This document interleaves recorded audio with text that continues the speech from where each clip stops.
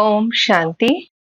20-11-2025 காலை முரளி பாப்தாதா மதுபன். இனிமையான குழந்தைகளே, தந்தை வந்திருப்பதே குழந்தைகளாகிய உங்களுக்கு அமைதி மற்றும் சுகத்தினுடைய ஆஸ்தியை கொடுப்பதற்காக. உங்களுடைய சுயதர்மமே அமைதியாகும். ஆகையினால் நீங்கள் அமைதிக்காக அலைய வேண்டியதில்லை. கேள்வி: குழந்தைகளாகிய நீங்கள் இப்போது 21 பிறவிகளுக்காக குறைவற்ற பொக்கிஷங்களினால் எடை போட தகுதியுடையவர்களாக மாறுகின்றீர்கள். ஏன்? பதில்: ஏனென்றால் தந்தை எப்போது புதிய உலகத்தை படைக்கிறாரோ அப்போது குழந்தைகளாகிய நீங்கள் அவருக்கு உதவியாளர்களாக மாறுகிறீர்கள். தன்னுடைய அனைத்தையும் அவருடைய காரியத்தில் பயனுள்ளதாக மாற்றிக் கொள்கிறீர்கள். ஆகையினால் தந்தை அதற்கு ரிட்டர்னாக, அதாவது அதற்கு பதிலாக 21 பிறவிகளுக்காக உங்களை குறைவில்லாத பொக்கிஷங்களினால் எவ்வாறு எடை போடுகிறார் என்றால், அங்கே ஒருபோதும் செல்வமானது குறையாது, துன்பமும் இருக்காது, அகால மரணமும் ஏற்படாது. பாடல்: எனக்கு துணையாக இருக்கக்கூடியவரே. ஓம் சாந்தி. இனிமையிலும் இனிமையான குழந்தைகளுக்கு ஓம் என்பதன் அர்த்தத்தை புரிய வைக்கப்பட்டிருக்கிறது. ஒரு சிலர் ஓம் என்று மட்டும் கூறுகிறார்கள். ஆனால் ஓம் சாந்தி என்று கூற வேண்டும். வெறும் ஓம் என்பதற்கான அர்த்தம் என்ன வெளிப்படுகிறது என்றால், ஓம் என்றால் ஆத்மா. ஓம் சாந்தியினுடைய அர்த்தம் நான் ஆத்மா, அமைதி சுரூபமானவன். அதனால சொல்லும் போது ஓம் சாந்தி அப்படின்னு சேர்த்து சொல்லணும் அப்படிங்கிறார் பாபா. ஆத்மா அமைதி சுரூபமானது. அதனுடைய நிவாசஸ்தானம், அதாவது இருப்பிடம் சாந்தி தாமம் ஆகும். இந்த அசாந்தியினுடைய துக்கதாமம் அழிந்து போய்விடும். பிறகு அமைதி ஏற்படும். குழந்தைகளாகி உங்களுக்கு அமைதியினுடைய ஆஸ்தி கிடைத்து விடுகிறது. அங்கே, அதாவது சத்யுகத்தில், வீட்டிலும் அல்லது வெளியேயும் அரசாட்சியில் அசாந்தியானது இருக்காது. அதை அமைதியின் ராஜ்யம் என்று சொல்லப்படுகிறது. இங்கே அசாந்தியினுடைய ராஜ்யம். ஏனென்றால் ராவண ராஜ்யம் ஆகும். ராவணன் எப்படிப்பட்டவர்? இது எந்த ஒரு வித்வான் பண்டிதருக்கும் தெரியாது. ஒவ்வொரு வருடமும் ராவணனை ஏன் கொல்கிறார்கள் அதையும் புரிந்து கொள்வதில்லை. சத்யுகத்திலும் திரேதாயுகத்திலும் ராவணன் இருப்பது கிடையாது. அது தெய்வீக ராஜ்யமாகும். நீங்கள் இனிமையிலும் இனிமையான குழந்தைகள் ஈஸ்வரனுக்கு உதவியாளர்களாக இருக்கிறீர்கள். இதற்கு முன்பு ராவணனுடைய உதவியாளர்களாக இருந்தீர்கள். ஸ்ரீ கிருஷ்ணருக்கு பசு மாடுகள் மிகவும் பிடிக்கும் என்று காண்பித்திருக்கிறார்கள். ஸ்ரீ கிருஷ்ணர் ஒன்றும் மாடு மேய்ப்பது இல்லை, மாடுகளை பராமரிக்கக்கூடியவரும் இல்லை. அங்கே இருக்கக்கூடிய பசுக்களுக்கும் இங்கே இருக்கக்கூடிய பசுக்களுக்கும் மிக மிக வித்தியாசம் இருக்கிறது. அங்கே இருக்கக்கூடிய பசு மாடுகள் சதோ பிரதானமாக மிகவும் அழகாக இருக்கும். எப்படி அழகான தேவதைகள் இருப்பார்களோ அவ்வாறே பசுமாடுகளும் இருக்கும். பார்க்கும் பொழுதே மனதிற்கு மகிழ்ச்சி ஏற்படும். அது சொர்க்கமாகும். பாபா சொல்றாங்க, அங்க பசுமாடுகள் கூட அவ்வளோ தேவதைகள் எப்படி அழகா இருக்காங்களோ அந்த மாதிரி இருக்கும் அப்படிங்கிறார் பாபா. இந்த நேரத்தில் பக்தியில் எவ்வளவு வேகம் இருக்கிறது. மகாத்மாக்களை தங்கத்தில் எடை போட்டுக்கொண்டே இருக்கிறார்கள். ஏனென்றால் சாஸ்திரங்களினுடைய மிக சிறந்த வித்வான்களாக இருக்கிறார்கள். அவர்களுடைய பிரபாவம் ஏன் இவ்வளவு ஏற்படுகிறது? இதையும் தந்தை நமக்கு புரிய வைக்கிறார். மரத்தில் புது புது இலைகள் வரும்போது சத்தோ பிரதானமாக இருக்கிறது. மேலிருந்து புதிய ஆத்மாக்கள் வருகிறார்கள் என்றால் அவசியம் அவருடைய பிரபாவம் ஏற்படும் அல்லவா? அதுவும் தற்காலிகமாகத்தான். வைரம் மற்றும் தங்கத்தினால் எடை போடுகிறார்கள். ஆனால் இவை அனைத்தும் முடிந்து போய்விடும். யாருடைய செல்வம் மண்ணில் புதைத்து வைத்திருக்கிறார்களோ அது மண்ணோடு மண்ணாக போய்விடும். தந்தை சொர்க்கத்தினுடைய ஸ்தாபனை செய்கிறார். அதில் யார் ஈடுபடுத்துகிறார்களோ அவர்களுக்கு 21 பிறவிகளுக்காக வைர வைடூரியங்களினுடைய மாளிகைகள் கிடைக்கிறது. இங்கே ஒரு பிறவிக்காக கிடைக்கிறது.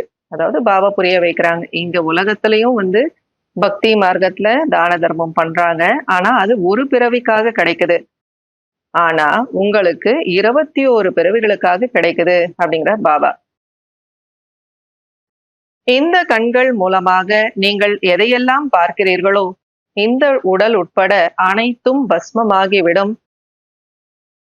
பள்ளிக்கூடத்தில் குழந்தைகள் நல்ல பாஸ் ஆகிறார்கள் என்றால் டீச்சருக்கு இனாம் ஆனது கொடுக்கப்படுகிறது. இப்போது நீங்கள் இவருக்கு என்ன இனாம் கொடுப்பீர்கள், அதாவது பரிசு கொடுப்பீர்கள்? ஒரு ஸ்கூல்ல ஸ்டூடெண்ட்ஸ் எல்லாம் நல்லா படிச்சு பாஸ் ஆயிட்டாங்க அப்படின்னா அந்த ஆசிரியருக்கு பரிசு கொடுப்பாங்க. அந்த மாதிரி இப்ப நீங்க என்ன கொடுக்க போறீங்க அப்படின்னு பாபா கேட்கிறார். நீங்கள் அவரை உங்களுடைய குழந்தையாக மாற்றிக்கொள்கிறீர்கள். இதுதான் அதிசயமாகும். நாம என்ன பண்றோம், பாபா ஆசிரியர், ஆனா அவரையே குழந்தையா மாத்திடுறோம். இதுதான் நம்முடைய மந்திரஜாலத்தனம் அப்படிங்கிறார் பாபா. ஸ்ரீ கிருஷ்ணருடைய வாயில் அவருடைய தாய் வெண்ணெய் உருண்டை பார்த்ததாக காண்பிக்கிறார்கள். ஸ்ரீ கிருஷ்ணர் சத்யுகத்தில் பிறந்தார் அல்லவா, அவர் ஒருபோதும் வெண்ணெய் எல்லாம் சாப்பிட மாட்டார். அவர் உலகத்துக்கே எஜமானராக இருக்கிறார். இது அனைத்தும் இந்த நேரத்தினுடைய விஷயமாகும். இப்போது சங்கம யுகத்தினுடைய விஷயமாகும். அதாவது இது சங்கம யுகத்தினுடைய விஷயம். வெண்ணெய் சாப்பிடுறது அப்படின்னா ஞான வெண்ணெய். இப்போ பாபா புரிய வைக்கிறார், சத்யுகத்துல அவர் உட்கார்ந்து வெண்ணெய் சாப்பிட மாட்டாரு. கிறிஸ்துவர்கள் தங்களுக்குள் சண்டையிட்டுக் கொள்வார்கள். மேலும் வெண்ணெயானது குழந்தைகளாகி உங்களுக்கு கிடைக்கிறது. அரசாட்சி கிடைக்கிறது அல்லவா, எப்படி அவர்கள் பாரதத்தில் சண்டையை மூட்டிவிட்டு வெண்ணெயை அவர்கள் எடுத்துக்கொண்டார்களோ அதுபோல கிறிஸ்துவர்களுடைய அரசாட்சி 3/4 பங்கு இருந்தது. பிறகு மெதுமெதுவாக விடுபட்டு கொண்டே வந்தது. தியானத்தில், அதாவது டிரான்ஸில் ஆத்மா எங்கேயும் செல்வது கிடையாது. ஆத்மா சென்று விட்டது என்றால் உடல் அழிந்து போய்விடும். இவை அனைத்தும் சாட்சாத்காரம் ஆகும். ரித்தி சித்தியின் மூலமாக இவ்வாறு சாட்சாத்காரம் ஏற்படுகிறது. அதாவது இங்கே அமர்ந்தபடியே வெளிநாட்டினுடைய பார்லிமெண்ட் கூட பார்க்க முடியும். பாபாவுடன் பிறகு தெய்வீக திருஷ்டியினுடைய சாவியும் இருக்கிறது. அதாவது பாபா கிட்ட திவ்ய திருஷ்டிக்கான சாவி இருக்கு அப்படிங்கிறார் பாபா. நீங்கள் இங்கே அமர்ந்தபடியே லண்டனையும் பார்க்க முடியும். பகவான் அர்ஜுனருக்கு காட்சி காண்பித்தார் என்று காண்பிக்கிறார்கள். நாடகத்தின்படி அவருக்கு சாட்சாத்காரம் ஏற்பட இருந்தது. இதுவும் கூட பதிவாகி இருக்கிறது. இதில் எந்த ஒரு பெருமையும் இல்லை. தேவதைகளும் மனிதர்கள்தான், ஆனால் தெய்வீக குணம் உடையவர்கள். மற்றபடி 4, 8 புஜங்கள் இருக்கக்கூடிய மனிதர்கள் யாரும் இருப்பதில்லை. 4 கை 8 கையெல்லாம் இருக்காது. தேவதைகளும் மனிதர்கள் தான் அப்படிங்கிறார் பாபா. ஆனா தெய்வீக குணம் பொருந்தியவங்க. அங்கே 2 கைகள் இருக்கக்கூடிய மனிதர்கள் தான் இருப்பார்கள். ஆனால் சம்பூர்ண தூய்மையாக இருப்பார்கள். அப்பவித்திர தன்மைக்கான விஷயமே கிடையாது. அகால மரணமும் ஒருபோதும் ஏற்படாது. அப்போது குழந்தைகளாகிய உங்களுக்கு எவ்வளவு குஷி இருக்க வேண்டும். ஆத்மாவை பிடிப்பதற்காக நிறைய டாக்டர்கள் கூட முயற்சி செய்கிறார்கள்.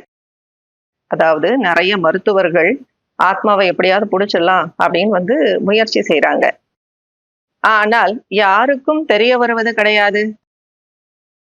அவர்கள் தங்கத்தினால் வைரத்தினால் எடை போடுகிறார்கள். நீங்கள் பிறவி பிறவிக்காக பல கோடி மடங்கிற்கு அதிபதியாக மாறுகிறீர்கள். உங்களுக்கு வெளியே கொஞ்சம் கூட எந்த ஒரு ஷோவும் இல்லை. அதாவது நாம ஷோ பண்றது இல்லை, எதையும் வெளிப்படுத்துறது இல்லை. சாதாரண முறையில் இந்த ரதத்தில் அமர்ந்து படிப்பிக்கிறார். அதாவது சிவபாபா பிரம்மாவுக்குள்ள வராரு அப்படின்னாலும் அங்கேயும் எந்த ஒரு ஷோவும் இல்லை. நாமளும் படிக்கிறோம் அப்படின்னாலும் எந்த ஷோவும் நம்ம பண்றதில்ல.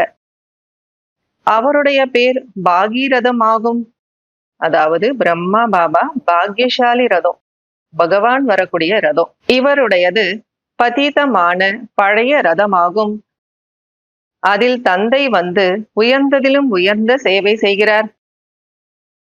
நான் ஞான கடலாக இருக்கிறேன், அன்பின் கடலாக இருக்கிறேன். உங்களுக்கு ஆஸ்தியை எப்படி கொடுப்பது? மேலிருந்தே கொடுக்க முடியுமா? அல்லது பிரேரணையினால் படிப்பிப்பேனா? அவசியம் வரவேண்டி இருக்கும் அல்லவா? பாபா மேலிருந்தே நமக்கு ஞானத்தை சொல்ல முடியுமா? ஞான கடலா இருந்தாலும் நான் கண்டிப்பா கீழே இறங்கி வர வேண்டியதா தான் இருக்கும் அப்படிங்கிறார் பாபா. பாபா குழந்தைகளாகிய உங்களை ரத்தினங்களினால் எடை போடுகிறார். அவர் ஒருபோதும் தன்னை எடை போட்டுக் கொள்வது கிடையாது. நான் அவ்வளவு செல்வந்தனாக மாறுவது கிடையாது. உங்களை மாற்றுகிறேன். இன்றைக்கு யாரையாவது எடை போடுகிறார்கள் என்றால் நாளைக்கே இறந்து போய் விடுவார்கள். பணம் ஒன்றும் வேலைக்கு உதவாது. உங்களை தந்தை அளவற்ற கஜானாவினால் எடை போடுகிறார். அது 21 பிறவிகளுக்கு உங்களுடன் இருக்கும். அதாவது பாபா என்ன புரிய வைக்கிறாங்க அப்படின்னா, பக்தி மார்க்கத்துல நிறைய பெரிய வித்வானா இருக்காங்க, இல்ல நல்ல பெரிய சாதுவா இருக்காங்கன்னா அவங்கள வந்து எடை போடுவாங்க. அதாவது தங்கத்துல வைரத்துல. ஆனா பாபா சொல்றாங்க அந்த பணம் அவங்களுக்கு வேலைக்கு உதவாது. ஆனா உங்களுக்கு பாபா அளவற்ற கஜானாவினால் எடை போடுகிறார். அது 21 பிறவிகளுக்கு உங்க கூடவே இருக்கும். ஸ்ரீமத் படி நடந்தீர்கள் என்றால் அங்கே துன்பத்திற்கான பெயரே இருக்காது. ஒருபோதும் அகால மரணம் ஏற்படாது. மரணத்தை பார்த்து பயப்பட மாட்டீர்கள். இங்கே எவ்வளவு பயப்படுகிறார்கள், அழுகிறார்கள். அங்கே குஷியாக இருப்பார்கள். நான் சென்று இளவரசனாக மாறுவேன் என்று. உங்களுக்கும் கூட சாட்சாத்காரம் செய்விக்கிறார், இவ்வாறு இளவரசனாக மாறுவேன் என்று. இப்போதெல்லாம் தந்தை சாட்சாத்காரத்தினுடைய அந்த பார்ட்டை நிறுத்தி வைத்திருக்கிறார். நஷ்டம் ஏற்படுகிறது. இப்போது தந்தை ஞானத்தின் மூலமாக உங்களுடைய சத்கதியை செய்கிறார். அதாவது ஆரம்பத்துல சாட்சாத்காரத்தினுடைய பார்ட்டெல்லாம் இருந்துச்சு, பாபா நிறுத்தி வச்சுட்டார். ஏன்னா அதனால நஷ்டம் ஏற்படுது, அதை வந்து சரியாக பயன்படுத்தல அப்படின்னா அதனால பாபா வந்து சொல்றாரு, இப்ப நான் ஞானத்தின் மூலமா சத்கதி செய்யறேன் அப்படின்னு சொல்லிட்டு. ஆத்மாவில்தான் நல்லது அல்லது கெட்ட சம்ஸ்காரம் இருக்கிறது. உடலில் இருந்தது என்றால் உடலுடனே சம்ஸ்காரம் பஸ்மமாகிவிடும். ஆத்மா உடலை விட்டு போயிடுது, உடம்புலதான் சம்ஸ்காரம் இருக்குன்னா உடம்பை எரிக்கிறாங்க, புதைக்கிறாங்க. அப்ப என்ன ஆகும்? இந்த சம்ஸ்காரம் அதிலே பஸ்மம் ஆயிடும். நாம் கூறுகிறோம், சிவபாபா நாங்கள் ஆத்மாக்கள் உடலின் மூலமாக படிக்கிறோம் என்று. புதிய விஷயம் அல்லவா? ஆத்மாக்களாகிய நமக்கு சிவபாபா படிப்பிக்கிறார். இது பக்கா உறுதியாக நினைவு செய்ய வேண்டும். என்னுடைய கதாபாத்திரம் எப்படி இருக்கிறது என்றால், நான் இவருக்குள் பிரவேசம் செய்து உங்களுக்கு சொல்லிக் கொடுத்து கொண்டிருக்கிறேன். ஆகையினால் இவரை பாக்யசாலி ரதம் என்று சொல்லப்படுகிறது. சிவபாபா சொல்றாங்க, ஏன்னா நான் இவருக்குள்ள பிரவேசமாகி நான் உங்களுக்கு ஞானத்தை சொல்றேன் அப்படின்னு சொல்லும் போது இவர் பாக்யசாலி ரதம். இவரை பழைய செருப்பும் என்று சொல்லுகிறார்கள். சிவபாபா இந்த பழைய லாங் பூட்டை போட்டு கொண்டிருக்கிறார். பாபா கூறுகிறார், நான் இவருடைய பல பிறவிகளினுடைய கடைசியில் பிரவேசம் செய்கிறேன் என்று. அதுக்கு பிரம்மா பாபா என்ன சொல்றாருன்னா, நம்மளை பார்த்து பாபா கூறுகிறார், நீங்களோ இளைஞர்கள் ஆவீர்கள். என்னை விட அதிகமாக படித்து உயர்ந்த பதவியை அடைய வேண்டும். ஆனால் என்னுடனோ பாபா இருக்கிறார். எனக்கு அடிக்கடி அவருடைய நினைவு வருகிறது. பாபா சொல்றாங்க, நீங்க எல்லாருமே இளைஞர்கள் தானே, நீங்க நல்லா படிச்சு என்ன பண்ணலாம், என்னை விட நல்லா உயர்ந்த பதவி அடையலாம் அப்படிங்கிறார் பாபா. அதுக்கு இன்னொரு பக்கமும் சொல்றாரு, ஆனா சிவபாபா என் கூடவே இருக்காரு, அடிக்கடி எனக்கு அவருடைய ஞாபகம் வருது அப்படின்னு சொல்லிட்டு. பாபா என்னுடன் தூங்குகிறார், ஆனால் பாபா என்னை கட்டி தழுவி கொள்ள முடியாது. உங்களை கட்டி அணைத்துக் கொள்கிறார். நீங்கள் பாக்கியசாலிகள் அல்லவா? நாம எப்படி சிவபாபாவை கட்டி தழுவிக்க முடியும்? அதுக்கும் பாபா புரிய வைக்கிறார். சிவ் பாபா எந்த உடலை கடனாக வாங்கியிருக்கிறாரோ நீங்கள் அவரை கட்டி தழுவி கொள்ள முடியும். நான் எப்படி அவ்வாறு செய்ய முடியும்? எனக்கு இந்த அதிர்ஷ்டம் இல்லை. ஆகையினால் நீங்கள் அதிர்ஷ்ட நட்சத்திரங்கள் என்று பாடப்பட்டிருக்கிறது. குழந்தைகள் எப்போதும் அதிர்ஷ்டசாலிகளாக இருப்பார்கள் அல்லவா? சிவபாபாவும் கூறுகிறார், நீங்கள் என்னை விட அதிர்ஷ்டசாலிகள் என்று.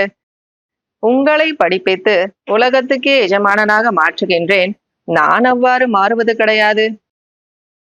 நீங்கள் பிரம்மாண்டத்திற்கும் எஜமானர்களாக மாறுகிறீர்கள். மற்றபடி என்னிடம் திவ்ய திருஷ்டியினுடைய சாபிதான் இருக்கிறது. நான் ஞானக்கடலாக இருக்கிறேன். உங்களையும் கூட மாஸ்டர் ஞானக்கடலாக மாற்றுகிறேன். நீங்கள் முழு சக்கரத்தையும் தெரிந்து கொண்டு சக்கரவர்த்தி மகாராஜா மகாராணியாக மாறுகிறீர்கள். நான் அவ்வாறு மாறுவது கிடையாது. பார்லோகிக தந்தை கூறுகிறார், நான் இவருக்குள் பிரவேசம் செய்து குழந்தைகளாகிய உங்களை முள்ளிலிருந்து மலராக உலகத்துக்கே எஜமானனாக மாற்றிவிட்டு அரை கல்பத்திற்காக சதா சுகமாக மாற்றிவிட்டு நான் வானப்பிரஸ்தத்தில் அமர்ந்து விடுகிறேன் என்று. நல்லது. இனிமையிலும் இனிமையான காணாமல் போய் கண்டெடுக்கப்பட்ட செல்லமான குழந்தைகளுக்கு தாயும் தந்தையும் ஆகிய பாப்தாதாவினுடைய அன்பு நினைவுகள் மற்றும் காலை வணக்கம். ஆன்மீக குழந்தைகளுக்கு ஆன்மீக தந்தையின் நமஸ்காரம். ஆன்மீக தந்தைக்கு ஆன்மீக குழந்தைகளின் நமஸ்காரம், அன்பு நினைவுகள் மற்றும் காலை வணக்கம். கடைபிடிக்க வேண்டிய முக்கியமான சாராம்சம். முதல் பாயிண்ட், இந்த கண்கள் மூலமாக உடல் உட்பட என்னவெல்லாம் தென்படுகிறதோ இவை அனைத்தும் சாம்பலாகிவிடும். ஆகையினால் தன்னுடைய அனைத்தையும் பயனுள்ளதாக மாற்றிக்கொள்ள வேண்டும். செகண்ட் பாயிண்ட், தந்தையிடம் முழுமையான ஆஸ்தி அடைவதற்காக படிப்பை படிக்க வேண்டும். சதா தன்னுடைய லக் அதாவது அதிர்ஷ்டத்தை நினைவில் கொண்டு பிரம்மாண்டம் மற்றும் உலகத்திற்கே எஜமானர்களாக மாற வேண்டும். வரதானம். ஆஹா டிராமா ஆஹா என்ற நினைவின் மூலமாக பல பேருக்கு சேவை செய்யக்கூடிய சதா மகிழ்ச்சியுடன் இருப்பவர் ஆகுக. இந்த நாடகத்தினுடைய எந்த ஒரு காட்சியை பார்த்து கொண்டிருந்தாலும் ஆஹா டிராமா ஆஹா என்ற நினைவிருக்க வேண்டும். அப்போது ஒருபோதும் பயப்பட மாட்டீர்கள். ஏனென்றால் டிராமாவின் புரிதல் கிடைத்திருக்கிறது. அதாவது நிகழ்கால நேரம் என்பது கல்யாணக்காரி யுகம். இதில் எந்த ஒரு காட்சி நம் முன்னால் வந்தாலும் அதில் நன்மை நிரம்பி இருக்கிறது. நிகழ்காலத்தில் நன்மை தெரியாவிட்டாலும் கூட மறைந்து இருக்கும் நன்மை எதிர்காலத்தில் வெளிப்பட்டுவிடும். எனவே ஆஹா டிராமா ஆஹா என்ற நினைவின் மூலமாக சதா மகிழ்ச்சியுடன் இருப்பவராக இருங்கள். முயற்சியில் ஒருபோதும் சோர்வு வராது. தானாகவே உங்கள் மூலமாக பல பேருக்கு சேவை நடந்து கொண்டே இருக்கும். ஸ்லோகன். சாந்தியின் சக்திதான் மனதின் மூலம் சேவை செய்வதற்கான எளிமையான வழியாகும். எங்கே சாந்தியின் சக்தி இருக்கிறதோ அங்கே திருப்தி என்பது இருக்கும். இன்றைய அவ்யக்த சமிகை. அஷரிரி அல்லது விதேகி நிலையின் பயிற்சியை அதிகப்படுத்துங்கள். எவ்வளவு அவ்யக்த ஒளி ரூபத்தில் நிலைத்திருப்பீர்களோ அவ்வளவு சரீரத்திலிருந்து கடந்து இருக்கக்கூடிய பயிற்சி இருப்பதன் காரணமாக 2-4 நிமிடங்கள் அஷரிரி ஆகிவிட்டாலும் கூட அது 4 மணி நேரம் ஓய்வெடுத்தது போல் ஆகும். அப்படிப்பட்ட காலம் வரும். அதாவது தூங்குவதற்கு பதிலாக 4-5 நிமிடங்கள் அஷரிரி ஆகிவிட்டோம் மற்றும் சரீரத்திற்கு ஓய்வு கிடைத்துவிடும். அதாவது அந்த மாதிரியும் ஒரு நேரம் வரும். நீங்க தூங்கவே இல்லை அப்படின்னா கூட ஒரு 4-5 நிமிஷம் நீங்க அஷரிட்டி ஆயிட்டோம் அப்படின்னா அது வந்து தூங்குனதுக்கு சமம் ஆயிடும். ஒளி சொரூபத்தின் நினைவை உறுதிப்படுத்துவதன் மூலமாக கணக்கு வழக்குகளை முடிப்பதிலும் கூட லேசான ரூபமாக, அதாவது லைட் ஆகி விடுவீர்கள். அதாவது இந்த ஒளி சுரூபத்தினுடைய நினைவை நாம நல்லா உறுதிப்படுத்தணும். அதன் மூலமாக நம்ம கணக்கு வழக்கை முடிக்கிறதுல கூட நம்ம அந்த லைட்னஸ், லேசான நிலை அனுபவமாகும். ஓம் சாந்தி.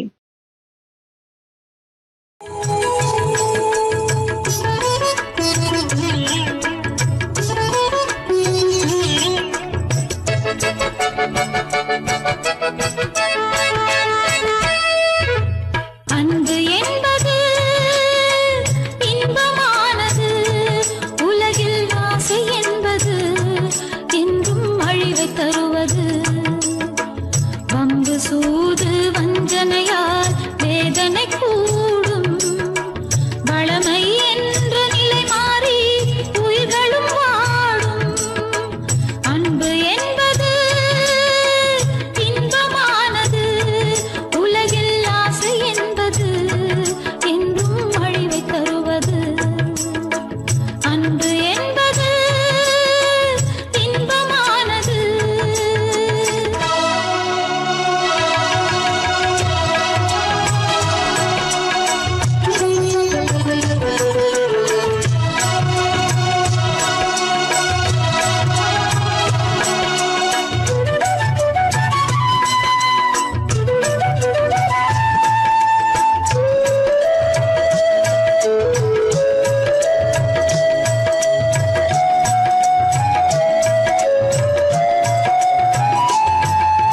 பாசம் கொண்டாலே பண்புகள் தங்கும், நேசம் கண்டாலோ ஒற்றுமை ஓங்கும். பாசம் கொண்டாலே பண்புகள் தங்கும், நேசம் கண்டாலோ